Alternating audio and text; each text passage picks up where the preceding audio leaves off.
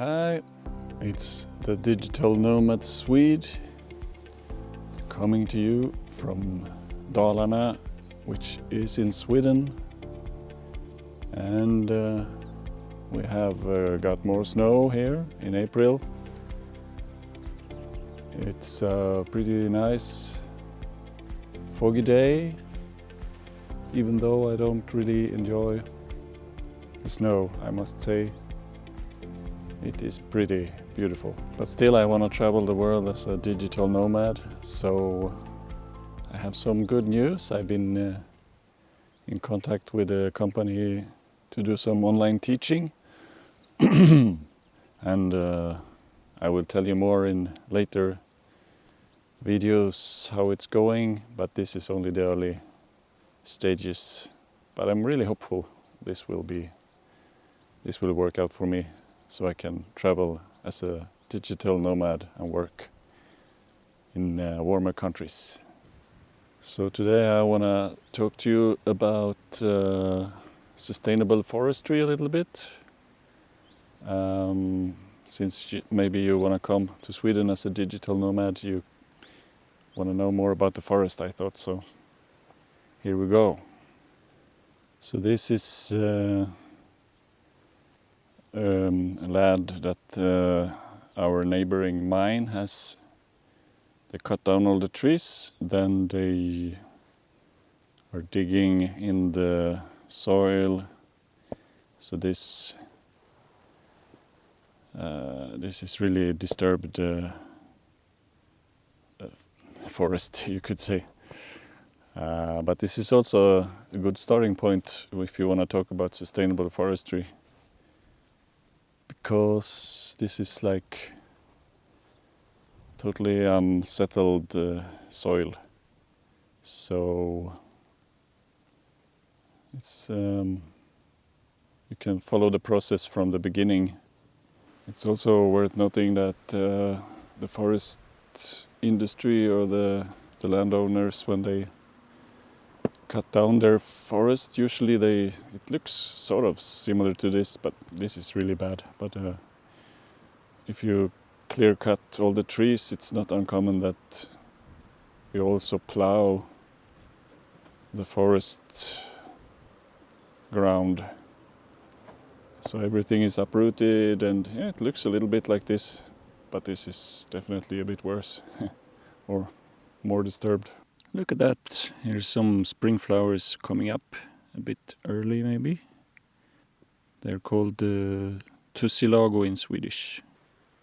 So the idea with the sustainable forestry is that you let the trees grow naturally.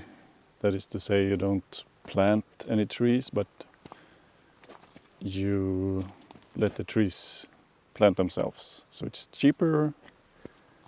You have less control, I guess, but it has many benefits, I think.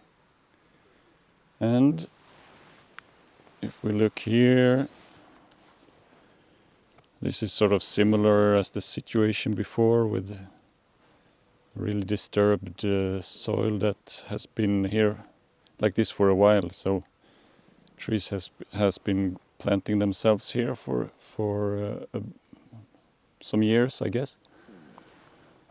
And there are like primary and secondary settling trees. So it's like a first wave and a second wave of trees coming in when you have a ground zero like this. And fir trees are one of the settling species, which you can see here. There are some young fir trees growing here, which planted themselves, and they like soil that is very well drained. So as you can see here, this soil is mainly made up of sand and pebbles. So that's why we see so many fir trees here. But there are also trees with leaves, as you can see.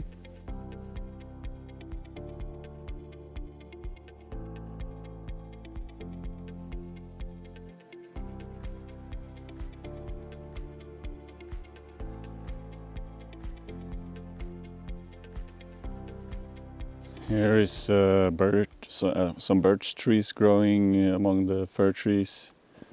So the birch tree is also a great settler tree, a primary settler tree. They're very efficient, and as you can also see here, it's really dense. When nature is doing the planting itself, it's really chaotic and it gets like really thick forest like this. So what you would do as a landowner, owner of the forest, in this situation, you would have to go in sooner or later and choose which trees to keep and which to cut down to make the forest less dense, so so the trees can grow bigger. Or you could just leave it to its own devices, and I guess natural selection would do the selection for you in a way, which might even be better, because then the forest is perfectly adapted to the conditions of the place.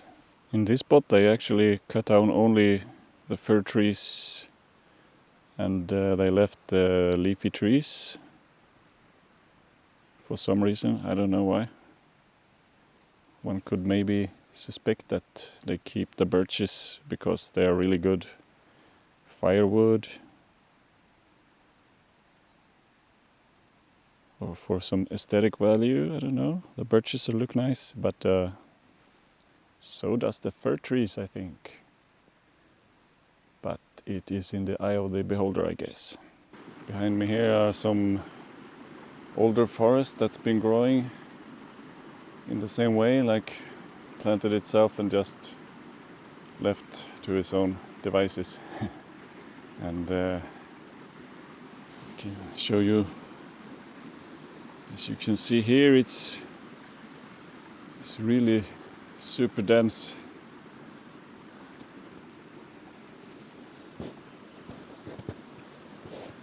Maybe starting to diversify a little bit. The birches keep on growing. I think they don't get very old, the birch trees. Would be maybe 100 years or 200 years, I'm not really sure, but after that they slowly die, and then they leave place for other trees. And like the spruce tree is a secondary tree, so that would come up like underneath the birches. Usually, that's how it works. But here in Sweden, it's normal practice is to do a clear cutting and then plant the spruce trees, so that's a bit unnatural, I guess. This is probably the first tree to start to bloom in early spring. And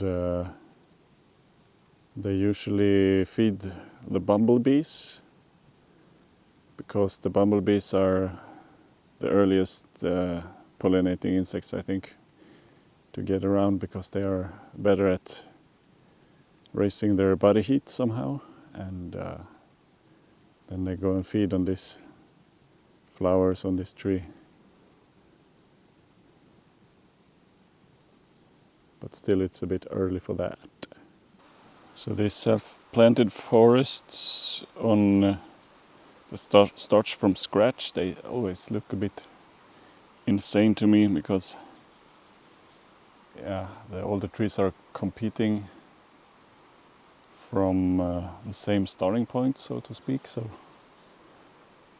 it's so dense you could hardly walk around in here even. I think probably some selection of cutting away here would be would be good. And I think, yeah, all the natural forests are pretty chaotic actually if you go visit them. It's only by human intervention I think that they will start to look more like, how to say, that they would be a nice place for us to walk around in, I suppose. And the way you do sustainable forestry is that, well, if you start from this ground zero point, you let the trees grow up, and the goal is to let the species self-select, and you only take the trees you want to have. You don't clear cut everything. So in that way there is like a continuity in the soil. There's a lot of fungi that are collaborating with the trees. It's a symbiosis with the roots of the trees and the mycelial networks in the ground.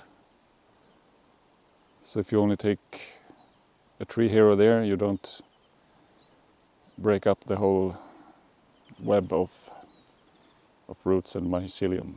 So I think most likely human intervention in the forest is good and necessary if you want to have a forest that is enjoyable for humans to walk around in, but also you have different trees of different age, and you have dead trees, which is also good for the biodiversity. But you shouldn't clear cut, you should just take the trees that are desired to make products out of wood, like boards or other things that demand the big trees. And this forestry model is also a good idea because you can do both preservation and you can, well, the landowners can still make money, because there's also always a conflict between the people who want to protect the forest and the people who own the land, because they have different interests. So if you do this sustainable forestry, you can have both in a way, which is great.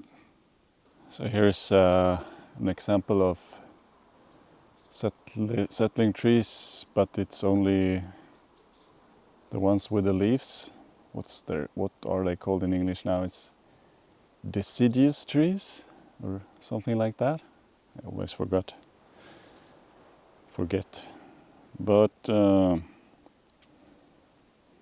this must be so that the soil is less drained, and that's why we see very little fir trees here.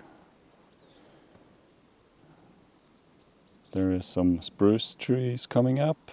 They were secondary trees, as I said before. And if you're interested in knowing more about sustainable forestry, there are experts out there that really know their stuff. And if you own forest, you should really consult them, I think, to get an idea of different ways of dealing with handling your forest, I think. And it also varies depending on where you are. Like now we're in the middle of Sweden, and this is pretty far north, so we mainly have firs and spruce and certain leafy trees. If you're in the south of Sweden, there will be beech trees coming in also, like secondary species. So yeah, it varies with the climate, you could say. So let's end on a positive note, and I'm fortunate to be staying near a place of forest that has been undisturbed for a very long time. You can see here the mosses are growing really well. Mosses are really interesting, and lichen too, because they are very early organisms in the history of the earth, and they are also the first to settle if you have pristine or untouched soil. Here you see a really huge spruce tree which is slowly dying for some reason, maybe old age or some disease maybe. There's also a spruce tree that is dead for real. And this is very good for the animals in the forest, like the insects and other creatures. They need this sort of dead wood to multiply. I think these are holes from a woodpecker here. I know we have many woodpeckers in the area, and they will be looking for insects and larvae and things like this. Well, that was all for today about sustainable forestry. Thank you for watching, and I hope to see you next time. Bye bye.